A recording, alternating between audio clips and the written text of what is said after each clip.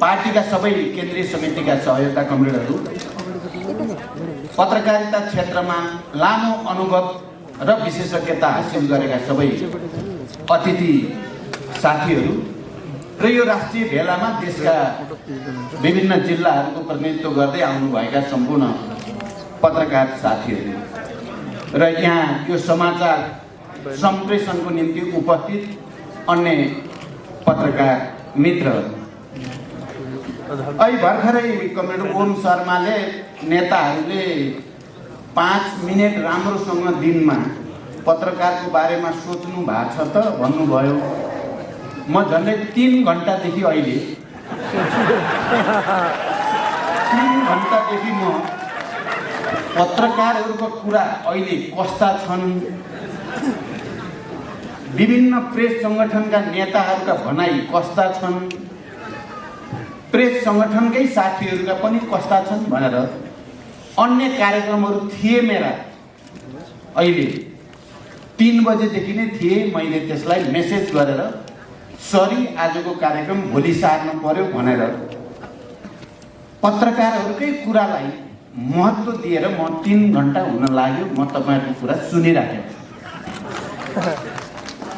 म तपाईँहरू सबैलाई धन्यवाद भन्न चाहन्छु पार्टीको तर्फबाट र मेरो तर्फबाट।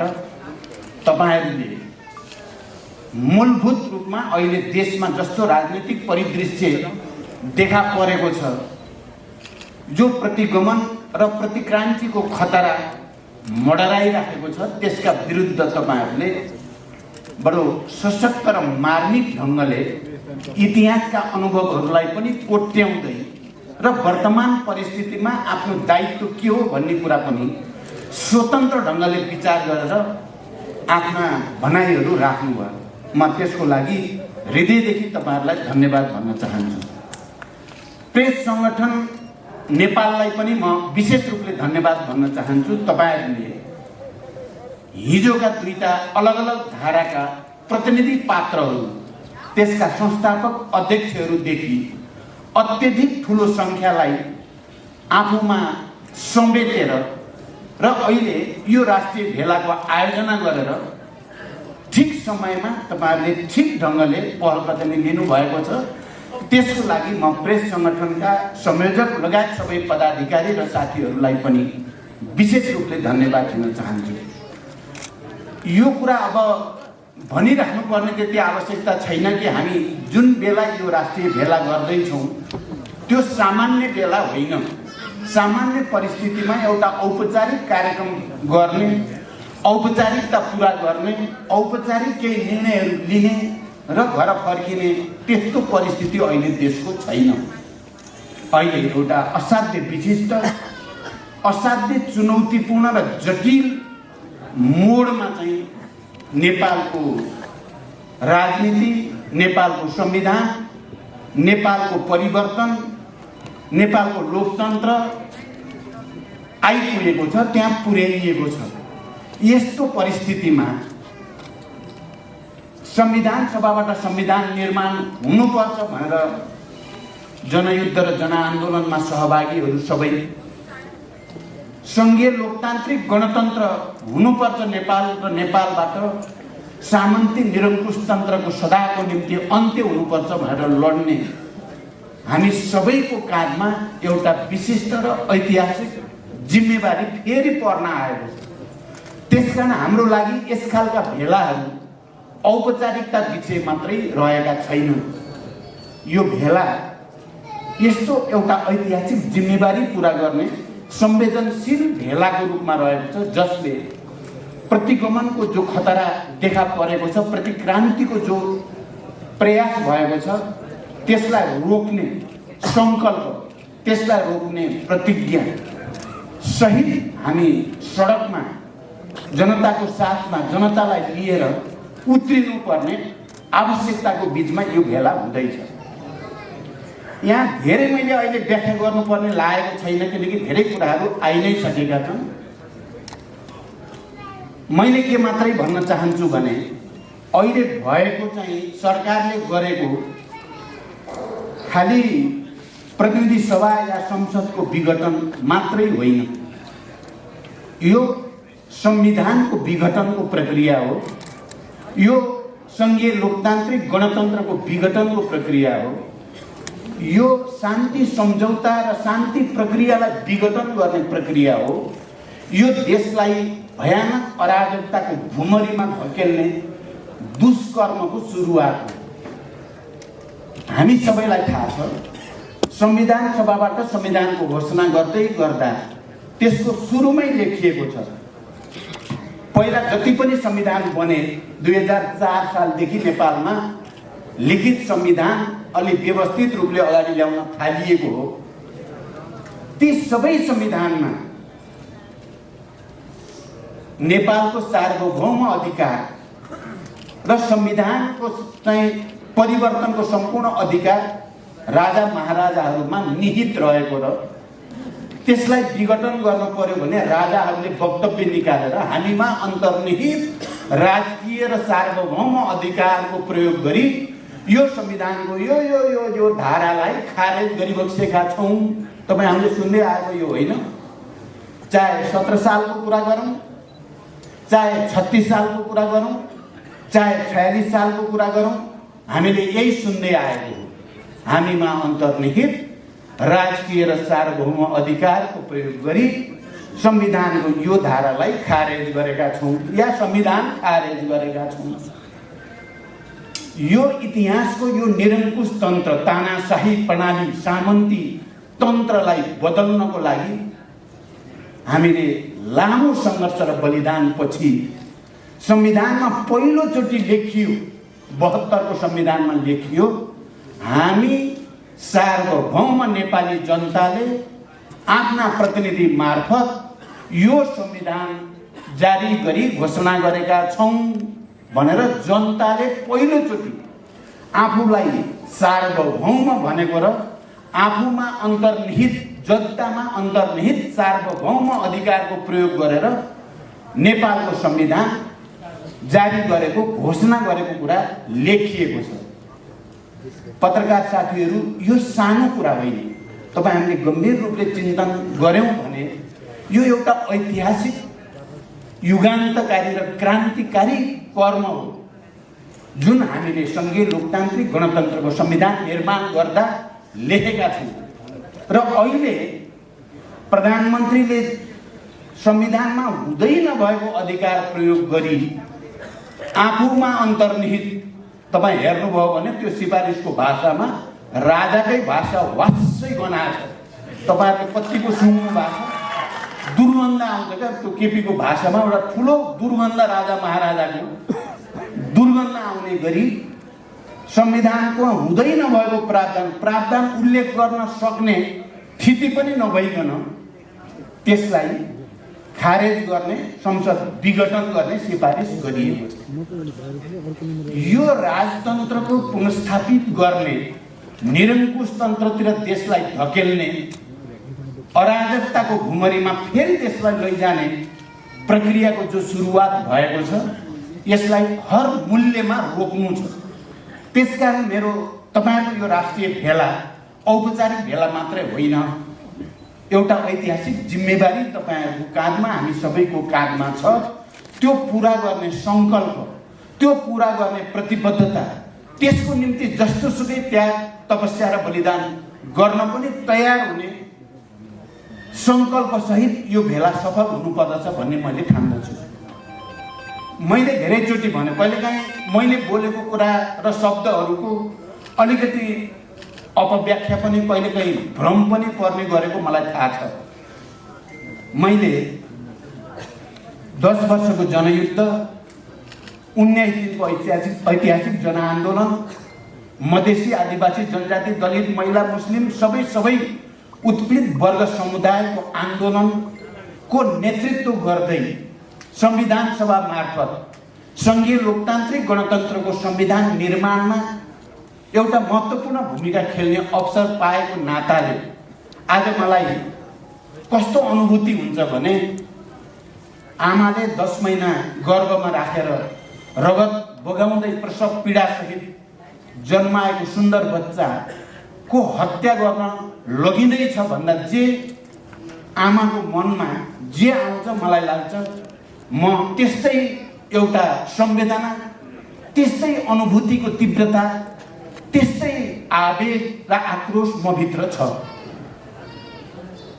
हेर्दा हेर्दै आफ्नै पार्टीको आफैले प्रस्तावित गरेको प्रधानमन्त्रीले नेपाली जनताले त्यत्रो त्याग र बलिदान गरेर जन्माएको संविधान, जन्माएको बच्चाको हत्या हुँदैछ। अनि त्यसलाई रोक्नको लागि मैले साथीहरूलाई अपिल गरेको छु, कहिले विद्यार्थीलाई, कहिले युवाहरूलाई, कहिले महिलाहरूलाई, आम नेपाली जनतालाई, यो अब शान्त भएर मात्रै हुँदैन। आफ्नो अगाडि आफूले जन्माएको बच्चाको हत्या हुँदैछ भने त्यसको रक्षाको निम्ति, त्यो बच्चाको जीवन रक्षाको निम्ति त हामी जुनसुकै हदमा जानु पर्यो नि। एउटा बाघले पनि, सिंहले पनि, बघिनीले पनि आफ्नो बच्चामाथि कसैले आक्रमण गर्न लाग्यो भने ऊ गर्जिन्छ, ऊ झम्टिन्छ। हामी नेपाली जनता पनि सिंह नै हो। हामी नेपाली जनता गर्जिनुपर्छ भनेर मैले भन्ने गरेको छु। यो कुनै मैले हिंसाको लागि भनेको होइन।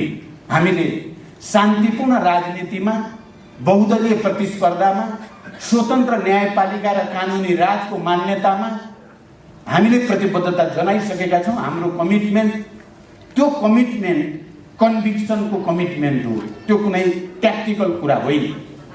तर सामन्ती निरङ्कुशतातिर देशलाई धकेल्ने, नेपाललाई फेरि अराजकताको भुमरीमा लैजाने, नेपाललाई संविधानहीनताको स्थितितिर धकेलिदिने, तानाशाहीतिर धकेल्ने कसैले दुष्कर्म गर्छ भने त्यसका विरुद्ध खबरदारी गर्ने, जुनसुकै मूल्य चुकाएर पनि त्यसलाई रोक्ने दायित्व नेपाली जनताकै हो। किनकि मैले अघि भने, साथीहरू, मैले अघि भने, पहिलोचोटि नेपालको इतिहासमा हामी सार्वभौम नेपाली जनताले यो संविधान जारी गरी घोषणा गरेका छौँ भनिएको पहिलो पटक हो नेपालको इतिहासमा। केपी ओलीले हमला गरेको त्यही हो, त्यही ठाउँमाथि हमला गरेको हुनाले हामीभित्र आवेग छ त्यो दुष्कर्मप्रति, हामीभित्र घृणा छ, आक्रोश छ। तर हामीभित्र अधैर्यता छ भनेको मैले होइन। हामी फेरि पनि विधि पद्धतिबाटै गएर, फेरि पनि जनतामा गएर हामीले यो प्रतिगमन सच्याउनको लागि जुनसुकै भूमिका खेल्न पर्छ भन्न मैले खोजिरहेको छु। आज यो प्रेस सङ्गठनको भेला छ। मैले धेरैचोटि साथीहरूलाई भन्ने गरेको छु, हामी अब युद्धमा छैनौँ, हामी शान्तिमा छौँ। हामी बन्दुकको भाषा होइन, अहिले हामी जनमतको भाषा, मतपत्रको भाषाबाट देश र जनताको भविष्य निर्माण गर्ने प्रतिबद्धतामा छौँ। यस्तो बेलामा सबभन्दा शक्तिशाली हतियार भनेको कलम हो, पत्रकारिता हो, लेख रचना हो, अभिव्यक्ति हो। र त्यस अर्थमा अहिलेको अग्र मोर्चामा पत्रकारहरू नै हुनुहुन्छ। पत्रकारहरूले कसरी लेख्नुहुन्छ, कसरी बोल्नुहुन्छ, कसरी चित्रहरू देखाउनुहुन्छ, कसरी अभिव्यक्तिहरू आउँछ भन्ने कुराले जनमत निर्माण गर्छ। कारण जनमत निर्माण गर्नेमा तपाईँहरूको भूमिका यति बेला अग्रणी छ। त्यसकारण तपाईँहरूको भूमिका झन् बढी संवेदनशील, झन् बढी गम्भीर र ऐतिहासिक छ। र तपाईँहरूले आज जे प्रतिबद्धता यहाँ व्यक्त गरिराख्नु भएको छ र वरिष्ठ पत्रकारहरूले जुन विचार र भावना, अनुभूतिहरू यहाँ व्यक्त गर्नुभयो, यो निरङ्कुशता भन्ने एक ठाउँ मात्रै देखिने कुरा होइन, यो धेरै ठाउँमा देखिन्छ। म त्यसको लामो व्याख्यातिर जान चाहन्छु। यहाँ कुरा आइसकेको छ। हामीले पार्टी एकता गर्दै गर्दा, वाम गठबन्धन गर्दै गर्दा हामी त्यत्तिकै विचार शून्य भएर गरिएको थिएन। यो देशमा अब राजनीतिक स्थायित्व चाहिन्छ, यो देशमा अब आर्थिक विकासको एउटा नयाँ गति चाहिन्छ, सुशासन चाहिन्छ, जनतालाई सामाजिक न्यायसहित राहत दिनुपर्ने हुन्छ भनेर गठबन्धन गरिएको हो, पार्टी एकताको सङ्कल्प गरिएको हो र पार्टी एकता गरिएको हो। पार्टी एकता गर्दा हामीले विचार र विधिलाई नमिलाइकन गरेको होइन। अहिले केपीजीले पार्टी विभाजन गर्ने दुस्साहस गर्नुभयो भन्दैमा हिजो हामीले राजनीतिक प्रतिवेदनमा जे लेखेका छौँ मार्क्सवाद लेनिनवादलाई निर्देशक सिद्धान्त र हिजोका जनताको बहुदलीय जनवाद र कमरेड मदन भण्डारीको भूमिकाको पनि उच्च मूल्याङ्कन गरिएको छ प्रतिवेदनमै।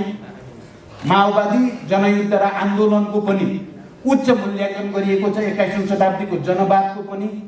यो शान्ति प्रक्रियासम्म ल्याउने र गणतन्त्रसम्म ल्याउन प्रचण्डको भूमिकाको पनि त्यहाँ समुचित मूल्याङ्कन गरिएको छ र अनि भनिएको छ अब चाहिँ जबज होइन, अब 21औं शताब्दीको जनवाद पनि होइन, अब चाहिँ समाजवाद उन्मुख जनताको जनवाद हुँदै समाजवादको लक्ष्यतिर अगाडि बढ्ने हो भन्ने कुरामा हामी त्यति बेला संयोजन समितिका सबैले हस्ताक्षर गरेका छौँ, जसमा केपी ओली पनि हुनुहुन्छ। साथीहरू, तपाईहरु विचार गर्नु होला, हामीले राजनीतिक कार्यदिशा त्यसरी पहिलोचोटि परिमार्जित गर्ने, विकसित गर्ने र समाजवादको दिशातिर अगाडि बढ्ने भन्ने संकल्प गरेर पार्टी एकता गरेका हुन्। हामीले संगठनलाई विधि अनुसार चलाउनु पर्छ भनेर विधान पनि हामीले पारित गरेका हौं र त्यो विधान पनि हामीले सर्वसम्मत रूपले नै पारित गरेका हौं र त्यो विधानमा प्रष्टसँग भनिएको छ हामीले सहमतिबाट निर्णय गर्ने कोसिस गर्नेछौँ। सहमति हुन नसकेका विषयमा बहुमतको निर्णय नै पार्टीको निर्णय हुनेछ भनेर पनि हामीले प्रष्टसँग भनेका छौँ। नेपाल कम्युनिस्ट पार्टी नेकपाको सर्वसम्मत रूपले पारित विधानको धारा 60 मा त्यो कुरा बडो स्पष्ट शब्दमा लेखिएको छ र अनि हामीले नेतृत्व प्रणालीको बारेमा पनि यहाँ अघि माधव नेपाल कमरेडले राम्रैसँग राखिसक्नुभयो, म त्यसलाई पनि दोहोर्याएर लम्ब्याउन पनि चाहन्न। नेतृत्व अध्यक्ष दुईटैको हैसियत बराबरी हो, आलोपालो अध्यक्षता गर्ने हो, सरकार पनि आलोपालो चलाउने हो भन्ने नै सहमति हो, हस्ताक्षर त्यसैमा भएको हो। त्यो प्रमाण पहिले नै सार्वजनिक पनि भइसकेको छ। तर दुर्भाग्य केपी ओली यहाँसम्म आउँदा उहाँले त्यो सबै सहमति गरेको चाहिँ जाली सहमति गर्नुभएछ, कृत्य सहमति गर्नुभएको छ, ठगी धन्दा गर्नुभएछ। उहाँले प्रधानमन्त्री प्राप्त गर्नको लागि जेमा पनि सही गरिदिने, सही गरेपछि एउटा पनि पालन नगर्ने एउटा निरङ्कुश शासक बन्ने सपना उहाँले पाल्नु भएछ। त्यसमा त हामीले त त्यो गल्ती गरेनौँ। अहिले माधवजी, हामी, झलनाथजी, वामदेवजी समेत र पार्टीको केन्द्रीय समितिको 2/3 बहुमत, यो कुनै गुटको कुरा होइन, यो पार्टीको कुरा हो। आधिकारिकता र प्रामाणिक रूपमा हामीले बैठक बसेका छौँ र निर्णय गरेका छौँ विधिसम्मत तरिकाले। भने उहाँले पार्टीको न राजनीतिक प्रतिवेदन कहिल्यै स्वीकार्नु भयो, न पार्टी विधान कहिल्यै मान्नु भयो, न सामूहिक निर्णय र व्यक्तिगत जिम्मेवारीको व्यक्ति पार्टीको अधीनमा हुन्छ भन्ने सार्वभौम अन्तर्राष्ट्रिय मान्यतालाई पालन गर्नुभयो। जब पार्टीले त्यसको विरोध गर्यो, उहाँको आलोचना गर्न थाल्यो, अनि पार्टीको सचिवालय, पार्टीको स्थायी समिति, पार्टीको केन्द्रीय समिति सर्वत्र अल्पमतमा परेपछि र अब पार्टीले मलाई कारबाही गर्ने भयो भन्ने देखेपछि उहाँले पार्टीभित्र पार्टी विधि पद्धतिमा चल्न छोडेर पार्टीसँग सरोकार नभएको संसद, जनताद्वारा निर्वाचित सार्वभौम संस्थालाई नै भत्काउने दुस्साहस उहाँले गर्नुभयो। त्यसकारण यसलाई आम जनताको बीचमा एक्सपोज गर्नु अहिले पत्रकारहरूको एउटा ऐतिहासिक दायित्व हुन आएको म ठान्दछु। र म के पनि स्मरण गर्न चाहन्छु भने, हुन त यहाँ अहिले नारायण वाग्ले चाहिँ थोरै बोलेर जानुभयो, म के स्मरण गर्छु भने 62-63 को आन्दोलनको ठिक्क अगाडि म भूमिगत बसेको ठाउँमा, त्यति बेला कान्तिपुरको सायद उहाँ सम्पादक हुनुहुन्थ्यो नारायण वाग्ले, र अर्को चाहिँ प्रतीक प्रधान, उहाँ वामपन्थी खेमाको होइन, उहाँहरू दुवैजना, उहाँहरू मलाई भेट्न जानुभएको थियो। भूमिगत बडो चाहिँ संवेदनशील र जटिल परिस्थिति थियो, किन त्यति बेला प्रचण्डलाई भेट्ने भनेको, जसको टाउको मूल्य तोकिया छ, उसलाई गएर भेट्ने, त्यो पनि वाम इतर डेमोक्रेटिक खेमाका पत्रकारले भेट्ने भनेको कुरा बडो चुनौतीको कुरा थियो। तर उहाँहरूले त्यो चुनौती स्वीकार गर्नुभयो, मलाई भेट्न जानुभयो, मसँग अन्तर्वार्ता लिनुभयो, प्रत्यक्ष भेटेर। त्यो अन्तर्वार्ता कान्तिपुरमा छापियो पनि र त्यसले 12 बुँदे समझदारीको आधार निर्माण गर्न अनि ऐतिहासिक जनआन्दोलनको आधार निर्माण गर्न महत्त्वपूर्ण भूमिका खेल्यो। जनयुद्ध र जनयुद्धमा सबै जोखिमहरू मोलेर पत्रकारिता मार्फत जनमत निर्माण गर्ने वरिष्ठ पत्रकारहरू यही हुनुहुन्छ। कसरी चाहिँ झोलामा डोकोमा रेडियो बोकेर रेडियोबाट प्रचार गर्ने, मेसिनहरू बोकेर पत्रिका छाप्ने सबै कुरा मैले प्रत्यक्ष आफ्ना आँखाले देखेको छु। त्यसरी के वामपन्थी, के जनयुद्धमा सहभागी, के जनआन्दोलनमा सहभागी, के शान्तिपूर्ण आन्दोलनका सहयात्री, के विद्रोहका सहयात्री, सबै क्षेत्रका पत्रकारहरूले परिवर्तनको पक्षमा, गणतन्त्रको पक्षमा, संविधान सभाको पक्षमा, शान्तिको पक्षमा पहल कदमी गरेकै कारण 62-63 को आन्दोलन सम्भव भयो। सङ्घीय लोकतान्त्रिक गणतन्त्र शान्ति सम्झौता सम्भव भयो। आज त्यो धरापमा परेको छ। मैले अघि नै भने आज त्यो धरापमा छ, त्यो आज त्यो आइसियुमा छ। त्यसलाई कसले बचाउने? त्यसलाई बचाउने जिम्मा फेरि एकचोटि जनमत निर्माताका हैसियतले, हिजोको यसको सहयात्रीको हैसियतले पनि हामी सबैको काँधमा जनमत निर्माणको दृष्टिकोणले तपाईँहरूको काँधमा अझ विशेष रूपले आएको म महसुस गर्दछु। कारण मेरो तपाईँहरूसँग विनम्रतापूर्वक अनुरोध छ, प्रतिक्रान्तिलाई हामीले जसरी पनि पराजित गर्नु छ, लोकतन्त्रलाई जसरी पनि हामीले बचाउनु छ, संविधान बचाउनु छ र परिवर्तनको यो प्रवाहलाई रक्षा गर्नु छ। यो हाम्रो लागि जीवन मरणको प्रश्न भयो। यो हाम्रो लागि सामान्य औपचारिकता पूरा गर्ने प्रश्न मात्रै भएन। म के भन्न चाहन्छु भने केपीजीले पार्टीको विधान त लगातार उल्लङ्घन गरि नै राख्नु भएको थियो। बैठक नबस्ने, बैठकमा थोरै आलोचना भयो भने सुन्नै नसक्ने, उठेर हिँडिहाल्ने, त्यो तपाईँ पत्रकारहरूले पनि पटक पटक देख्नु भएको छ। त्यो प्रवृत्ति उहाँ विधान नमान्ने, मान्दिन भन्ने, अनि उहाँले भनेकै हो यो कुरालाई हाम्रो वामदेव कमरेडले पनि बडो जोड दिएर स्थायी समितिमा नै भन्नुभएको थियो, अन्त नै भन्नुभएको थियो। उहाँले सचिवालयमा उहाँको बहुमत गुम्यो। हामी 5 जना सचिवालयका सदस्य, त्यसमध्ये 3 जना प्रधानमन्त्री, पूर्व प्रधानमन्त्री, म माधवजी, झलनाथजी समेत, वामदेवजी, नारायण काजी, प्रकाश कमरेड, हामी 5 जनाले हस्ताक्षर गरेर बैठकको माग माग्नुपर्ने स्थिति भयो र पनि उहाँ तयार हुनु भएन। सचिवालयको बहुमतले सचिवालयको बैठकमा सहमति दिनु पर्यो भन्दा नमान्ने भनेपछि निरङ्कुशताको, लोकतन्त्र विरुद्धको योभन्दा नाङ्गो रूप अरू केही हुन्छ र? अनि सचिवालयको बहुमत गुम्यो। स्थायी समितिमा 2/3 बहुमत उहाँका विरुद्ध खडा भयो। तपाईँले पार्टीको विचारलाई पनि अतिक्रमण गर्नुभयो, विधिलाई पनि अतिक्रमण गर्नुभयो। तपाईँलाई कारवाही किन नगर्ने भन्ने बैठक थियो, त्यो बैठकमा आउन उहाँले इन्कार गर्नुभयो। तानाशाहीको, निरङ्कुशताको र अहङ्कार र दम्भको, मनोगतवादको यो पराकाष्ठा हो। हामीले पार्टीभित्र यसको प्रतिवाद गर्न बाध्य भयौँ। हामीले धेरै ढिलो भयौँ। हामीले यो पार्टी एकता बिग्रिएला कि, देशमा लोकतन्त्र धरापमा पर्ला कि भन्दै बडो उदारतापूर्वक, बडो भावनात्मक र संवेदनशील भएर उहाँलाई सम्झाउने कोसिस हामीले गरि नै राख्यौँ। यसो नगरौँ, गल्ती हुन्छ भन्ने कोसिस गरि नै राख्यौँ। पार्टी त उहाँले पोहोर साल वैशाखमा पनि फुटाउन खोजेकै हो। तपाईँहरू सबैलाई थाहा छ, अध्यादेश ल्याएर आफ्नो पार्टी पनि फुटाउने, अरू पार्टी पनि फुटाउने दिवा सपना त उहाँले देखेकै हो। देखेको मात्रै होइन, उहाँले त भूमिका अध्यादेश ल्याएर खेलेकै हो। हामीले त्यसलाई असफल पार्ने प्रयास गऱ्यौँ। पार्टीभित्रबाट, पार्टी बाहिरबाट पनि तपाईँहरूले पनि त्यसको विरोध गर्नुभयो।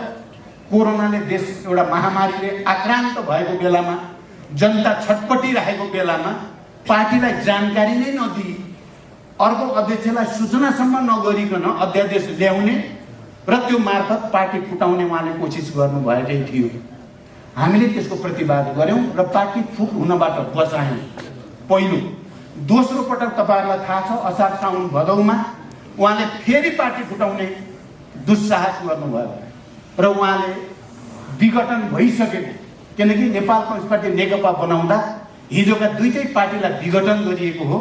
ती विघटन गरिएका पार्टी त अब इतिहासका विषय भए। हामी अहिले नेपाल कम्युनिस्ट पार्टी नेकपा छौँ, तर केपी ओलीले बैठक चलिरहेकै छ, बैठकमा कुनै जानकारी नै नदिइकन तपाईँ विचार गर्नु होला यो कति ठुलो दुस्साहस उहाँले गर्नुभयो। बैठक चलिरहेको छ, बैठकलाई जानकारी नै नदिइकन आफैले निर्देशन गरेर निर्वाचन आयोगमा छिटो गर्नुहोस् भनेर निर्देशन दिएको पनि हामीले थाहा पाएछौँ आयुक्तहरूलाई र आफ्ना सल्लाहकारहरूलाई। अर्को नेकपा एमाले दर्ता गर्न लगाउनु भयो। यो प्रतिगमन हेर्नु होला, पार्टीमा प्रतिगमन। पहिला उहाँले पार्टीमा प्रतिगमन गर्न खोज्नुभयो, पार्टी विभाजन गर्न खोज्नुभयो, त्यसको प्रमाण हो नेकपा एमाले दर्ता गर्नुभयो र डाँडाको बीचको सूर्य चुनाव चिन्ह भनेर त्यो चाहिँ बनाउने दुस्साहस उहाँले गर्नुभयो र हामीले देख्यौँ उहाँले पार्टी फुट्टाइ छाड्ने षड्यन्त्रमा फेरि जानुभयो। मैले नै हो कार्यदल बनाएर बरु फेरि एकचोटि समझदारी बनाउने कोसिस गरेर प्रस्ताव राखेर उहाँलाई पार्टी फुटाउन दिइएन र दोस्रो पटक पनि उहाँ पार्टी फुटाउने षड्यन्त्रमा असफल पारियो। अहिले तेस्रो पटक हामी स्थायी समितिबाट एउटा सहमति भइसकेपछि र निर्देशन जारी गर्ने बेलामा उहाँले म मान्दिनँ स्थायी समितिको निर्णय भनेपछि यो प्रक्रिया सुरु भयो र हामीले बैठक माग गरे। मैले अहिले भने जस्तै 5 जना नेताहरूले बैठक माग्दा पनि नमानेपछि हामीले लिखित दियौँ। त्यो लिखितको जवाबमा उहाँले 10 पृष्ठ लामो ममाथि मुख्य रूपमा प्रहार गरेर र अनि माधवजी, वामदेवजी, झलनाथजी समेत नारायणजी सबैलाई पनि प्रहार गरेर उहाँले आरोप पत्र तयार पार्नुभयो र त्यसलाई सार्वजनिक गर्नुभयो। तपाईँ पत्रकारलाई यो कुरा राम्रोसँग थाहा छ। त्यसपछि मात्रै मैले 7 पृष्ठ लामो प्रतिउत्तर र 19 पृष्ठ लामो प्रस्ताव उहाँले उठाएका विषयको राजनीतिक प्रस्ताव भनेर तयार पारेर सचिवालयमा प्रस्तुत गरे। तर यो पटक भने उहाँले हर हालतमा पार्टी फुटाइ छाड्ने। हिजो उहाँले जो विदेशी शक्तिलाई खुब विरोध गरेर राष्ट्रवादको नारा लगाउनुहुन्थ्यो तिनैसँग कुनै न कुनै रूपले चाहिँ लम्पसार परेर उहाँले पार्टी फुटाइ छाड्ने दुस्साहस गर्नुभयो। म अरूलाई विदेशीलाई कसैलाई अहिले दोष दिन चाहेको पनि छैन, मेरो कसैप्रति भन्नु छैन। मलाई केपी ओलीमाथि नै प्रश्न छ। तपाईँको राष्ट्रवाद खोक्रो राष्ट्रवाद, सामन्ती राष्ट्रवाद बाहेक केही साबित भयो? तपाईँ सच्चा राष्ट्रवादी हो भने पार्टीको विधि विधान अनुसार चलेर निकास दिन तपाईँलाई केले छेकेको थियो? प्रधानमन्त्री त हामी धेरै भएका छौँ नि। माधवजी प्रधानमन्त्री हुनुभयो, छोड्दाखेरि पार्टी फुटाउनु परेको थियो र माधवजीलाई। झलनाथजी प्रधानमन्त्री हुनुभयो, प्रधानमन्त्री छोड्नुभयो, केपीजीले नि छोड कि छोड भनेर सताउनु भयो, छोड्नु पनि भयो, पार्टी फुटेको थियो र। मैले प्रधानमन्त्री छोड्दा पार्टी फुट्ने अवस्था बनेको थियो र। अनि उहाँले चाहिँ पार्टीको अनुशासन मान्न नपर्ने। अहिले हामीलाई गाली गर्नुहुन्छ, पार्टीले गर्दा संसद भङ्ग गर्न पर्यो। योभन्दा ठुलो कुतर्क अरू के हुन सक्छ? पार्टीको कुरा त पार्टीभित्रै हल हुने विधान छ नि, विधि विधान छ नि, त्यसलाई पालन गरेपछि त पार्टी फुट्दैन। संसदको समस्या हल गर्ने संसदीय विधि विधान छ, त्यसलाई पारित गरेपछि संसद भङ्ग गर्नुपर्ने अवस्थै छैन भने उहाँले जे गर्नुभयो पार्टीमा पनि देशको अनुशासन संविधानलाई पनि अतिक्रमण गर्नुभयो, त्यसलाई कुल्चिनु भयो। त्यसमा उहाँ निरङ्कुश शासक बन्ने सपना देख्नुभयो। मैले भनेको छु उहाँले जुन दिन निरङ्कुश तरिकाले जान्छु भनेर उहाँले पार्टीका हिजो आफैसँग काम गरेका अहिले मलाई गाली गर्नुभएको छ। उहाँले म अहिले उहाँलाई गाली त गरिरहेको छैन, मैले तर्क गरिरहेको छु। उहाँले मलाई मैले पूर्व एमाले भित्र खेले भन्ने छ। अघि माधवजीले 3टा कुरा भनिसक्नु भएको छ, म त्यता जान्न, तपाईँले त्यसलाई नोट गरिसक्नु भयो होला। मैले खेल्यो भन्नुहुन्छ उहाँले। म के भन्छु भने तपाईँ 50 वर्षदेखि काम गरेका, कोहीले 15 वर्ष, कोहीले 10 वर्ष पार्टीको नेतृत्व गरेका माधव नेपाल, झलनाथ खनाल प्रधानमन्त्री भइसकेका देशको राजनीतिमा स्थापित व्यक्तित्वलाई तपाईँ 50 वर्षदेखि सँगै हुनुहुन्थ्यो, तपाईँले चाहिँ ठगाउन नसक्ने, विश्वासमा लिन नसक्ने, यो भर्खरै एकता गरेको प्रचण्डले सजिलै विश्वासमा लिन सक्ने कसरी भयो कमरेड केपी ओलीजी भनेर म भन्न चाहन्छु।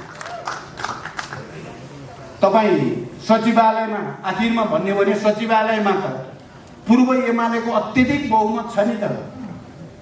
अनि त्यो पूर्व एमालेलाई विश्वासमा लिन नसक्ने तपाईँले आफ्नो ऐना अनुहारमा किन हेर्नुहुन्न स्थिति त? अनि स्थायी समितिको 2/3 बहुमतले प्रचण्डलाई नै बरु ठिक भन्ने स्थिति बनाएको प्रचण्डले कि केपीले? मेरो प्रश्न छ उहाँलाई। अनि केन्द्रीय समितिको 2/3 बहुमत 70% भन्दा बढी माधवजी र प्रचण्डजीसँग हुने स्थिति प्रचण्डले बनाएको हो कि केपी ओलीले? तपाईको निरङ्कुश प्रवृत्तिका कारणले, तपाईको अहंकार र दम्भका कारणले यो स्थिति आएको होइन। मैले त त्यो कुर्सीको कुरा आई माधवजीले भन्नुभयो, धेरैचोटि भनेको छु, नभनौँ भने पनि फेरि भन्नुपर्ने स्थिति आइहाल्छ मलाई। हो, जब केन्द्रीय समितिको बैठक भयो, केन्द्रीय समितिको बैठक राम्रो भयो, पोहोर साल माघमा उहाँ आत्तिनु भयो प्रचण्डदेखि धेरै नै छटपटिनु भयो। यसले त सबैलाई विश्वासमा लिने भयो, मलाई त एक्ल्याउनु भयो भन्ने पर्यो, जबकि मैले त्यहाँ उहाँलाई एक्ल्याउन खोजे पनि पटक्कै थिएन। त्यसपछि उहाँले गुटको भेला गर्नुभयो र अब प्रचण्डलाई ध्वस्त नपारेसम्म विश्राम नगर्ने भन्ने निर्णय गर्नुभयो उहाँले। र अब प्रचण्डलाई अध्यक्ष नमान्ने उहाँले घोषणा गर्नुभएको छ। माधवजी अहिले हुनुहुन्न, माधवजीलाई त प्रमाण माधव नेपाल नै हो। माधवजीले त्यो कुरा भन्नुभयो, प्रचण्डलाई अब अध्यक्ष नि मान्दैन, कुर्सी पनि राख्दिनँ भनेर उहाँले कुर्सी हटाइदिनु भयो। मेरो 2टा अध्यक्ष कुर्सी अगाडि हुन्थ्यो, उहाँले त त्यो कुर्सी हटाएर उता लैदिनु गएको रचाइदिनु। म अलि पछि पुगेको थिएँ, यसो हेर्छु त कुर्सी त छैन मेरो त। अब अन्तबाट कुर्सी बोकेर त्यहाँ लगेर राखौँ, त्यो पनि मलाई लाज लाग्यो। यस्तो लाजै मर्दो। त्यसो भएपछि म आएर यतापट्टि बसेँ। माधवजीले अहिले भन्नुभयो त्यही कुरा उहाँले त्यति बेलै भन्नुभएको थियो। म भएको भए कुर्सी बोकेर गएर केपी गाडा गएर उता जा भन्थेँ। तपाईँहरूले सुनिहाल्नुभयो। मैले चाहिँ के भने कुरो सार त एउटै हो माधवजी र मेरो। मैले केपीलाई धन्यवाद भनेको थिएँ। धन्यवाद केपीजी, तपाईँको आराम बस्दा मलाई बडो गाह्रो कष्ट भएको थियो। अब यता 4 दिन हो, म अब 8 जनाको मोर्चामा गएँ। मलाई बहुमत बनाइदिनु भएकोमा केपीजीलाई धन्यवाद भने मैले। तपाईँहरू बुझ्नु होला, यो पनि एउटा अर्को ढङ्गको फेरि सङ्घर्ष हो। मेरो त मोर्चा भन्यो नि, केपीमा 2टा अध्यक्ष भनेर जहिले नि खुसखुस कुरा गर्न पर्ने बाध्यताबाट त म मुक्त भएँ नि। अब त म माधवजीसँग, झलनाथसँग, वामदेवजीसँग, नारायण काजीसँग, अरू सबैसँग पनि, महासचिवसँग, सबैसँग स्वतन्त्रपूर्वक कुरा गर्ने वातावरण बनेर यो मोर्चा बन्यो, पार्टी बच्यो। त्यसकारण म यस अर्थमा नेगेटिभली म धन्यवादै भन्छु केपीलाई। मलाई झकेलेर उता पुर्याइदिएको, मलाई फकाइ गरेको भए दुर्घटना हुन्थ्यो कि देश कि भने पनि डर लाग्छ मलाई। किनभने म अलि भावुक मान्छे, फकायो भने फकिने खाले छु क्या म। अलि भावुक भएको हुनाले उहाँले धकेल लिएर पठाइदिएपछि त फेरि म कठोर हुन पर्यो भने म युद्धको नेतृत्व गर्ने कमान्डर पनि थिएँ नि त। एकचोटि त कठोर हुन पर्यो भने त म फेरि चाहिँ भित्तामा पुर्याउन पनि तयार हुन्छु। म अहिले तयार भएकै छु। म केपीजीलाई के भन्छु भने गल्ती गर्नुभयो, तपाईँले एउटा ब्लन्डर के गर्नुभयो भने माधवजीलाई हेपेर र माधवको पक्षमा रहेका इमान्दार कम्युनिस्ट क्रान्तिकारीहरूलाई अपमानित गर्न खोजेर प्रचण्डलाई उपयोग गर्छु भनेर तपाईँले ब्लन्डर गर्नुभयो एउटा। अर्को प्रचण्ड जस्तो मान्छेलाई ल्याएर मजाले घुमाएर जे भने त्यही बनाउँछु भन्ने ठान्नुभयो, ब्लन्डर गर्नुभयो। तपाईँ सिद्धिनु भयो, तपाईँ सिद्धिनु नै भयो। मैले भनेको छु तपाईँ हारिसक्नुभयो बाजी, लडाइँ तपाईँले हारिसक्नुभयो। तपाईँ संविधानवादका विरुद्ध गएर, सङ्घीय लोकतान्त्रिक गणतन्त्रका विरुद्ध गएर र सार्वभौम नेपाली जनताका विरुद्ध जब तपाईँले तरबार उज्याउनु भयो, तपाईँले लडाइँ हार्नुभयो, जनताले लडाइँ जित्यो। तपाईँ इतिहासको कलङ्कको रूपमा तपाईँ अब त्यो अवतार इतिहासले बार बार सम्झिन्छ त मान्छेलाई 2 थरी सम्झिँदो रहेछ। हिटलरलाई पनि हामी नाम अहिले पनि लिइराख्छौँ, गोर्बाचोभको नि लिइराख्छौँ, येल्सिनको पनि नाम लिइराख्छौँ। तर ती के रूपमा लिन्छौँ त? खराब पात्र, कुपात्र, समाजका कुलङ्गार, बेइमानको रूपमा लिन्छौँ। मार्क्स, लेनिन, माओ, गान्धी या लिङ्कन, यी सबैलाई फेरि हामी सुपात्रको रूपमा लिन्छौँ। उहाँ कुपात्र भइसक्नु भयो, हामीले बनाइदिएको होइन। उहाँको आफ्नै कर्मले आफूलाई सिद्ध्याउनु भयो। अब केही महिनाको मात्रै बाँकी हो। अब त मैले त बुझेको छु, हेर्नु अब यो अब फेरि लामो भयो, म सक्छु। मैले राम्रोसँग के अब केपीको हातमा केही छैन। प्रश्न बुन्नुवाला केटीको हातमा अब केही पनि छैन।